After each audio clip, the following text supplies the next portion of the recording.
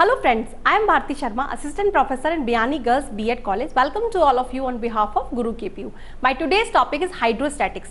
Means द्रव्य सबसे पहले हाइड्रोस्टैटिक्स एक्सप्लेन करने से पहले मैं ये एक्सप्लेन करना चाहूँगी कि इसमें हम किस प्रकार की स्टडी करते हैं। हम अपने दैनिक जीवन में देखते हैं कि बहुत सारे पदार्थों की बहुत सारी अवस्थाएं हमें मिलती है, जैसे कि तरल पदार्थ हमें देखने मिलते हैं, ठोस पदार्थ हमें देखने मिलते हैं, गैसेस अवस्था में हमें पदार्थ देखने मिलते हैं। गैसेस को हम सीन नहीं कर सकते but we can feel them.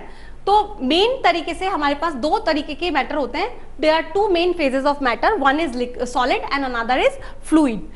Solids जो है they have their finite shape and size, उनकी एक निश्चित आकार होता है। जब हमें उनके ऊपर बाह्य बल लगाते हैं तो वे अपने आकार को नहीं बदलते हैं। इसका मतलब solids have a finite shape and size. But liquid, यदि हम पानी की बात करें, तेल की बात करें, तो पानी और तेल को जब हम एक कंटेनर से दूसरे कंटेनर में डालेंगे तो जिस तरीके का, जिस शेप का वो कंटेनर होगा, लिक्विड अपनी शेप एंड साइज उसी तरीके से चेंज कर लेगा।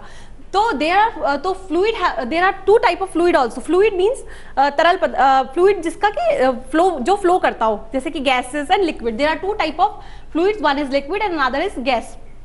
इन्हें हम दो प्रकार से कर सकते हैं। लिक्विड की जो मेन क्वालिटी होती है वो ये होती है कि लिक्विड आर इनकम्प्रेसिबल, असंपीडित होते हैं। इनकम्प्रेसिबल का मतलब इनका जो आयतन है वो निश्चित होता है। यदि हम लिक्विड स्टेट में बहुत ज्यादा प्रेशर लगाएं तो कितना भी प्रेशर यूज करने के बाद भी वो अपना आयतन नहीं बदलता, उसकी शेप एंड साइज तो चेंज होती है, यानी कि they have no finite shape and size but they have the finite volume, यानी कि उनका आयतन जो होता है वो समान रहता है। तो समान आयतन होने के कारण हम उन्हें क्या कहते हैं, इनकम्प्रेसिबल। और जो गैसेस होती हैं वो कंप्रेसिबल होती हैं, क्योंकि जरा सा भी फोर्स हम जब गैसेस स्टेट में देते हैं तो उनका वॉल्यूम चेंज हो जाता है। तो ये होती है गैसेस फॉर्म में। इसे और लिक्विड भी दो प्रकार की क्वालिटी होती है लिक्विड की। There are two types of liquid, one is perfect liquid and another is viscous, यानी शांत। परफेक्ट लिक्विड मतलब आदर्श तरल पदार्थ, यहां तक कि पानी भी आदर्श तरल पदार्थ नहीं होता है।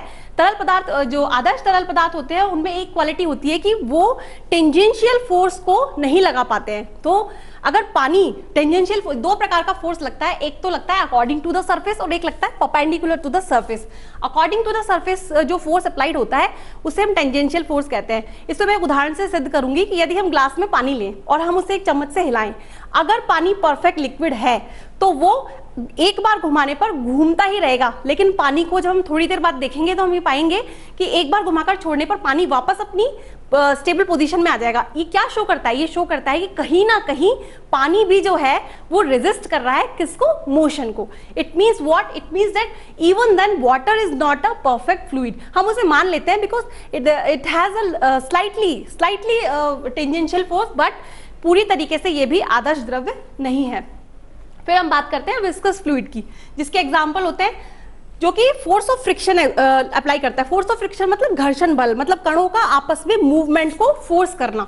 फॉर एग्जाम्पल, इसका एग्जाम्पल मैं लूंगी, यदि हम तिल्ली के तेल को एक बर्तन से दूसरे बर्तन में ट्रांसफर करें तो हमें ज्यादा समय नहीं लगेगा, लेकिन अगर हम शहद को एक बर्तन से दूसरे बर्तन में ट्रांसफर करेंगे तो वो समय ज्यादा लगेगा।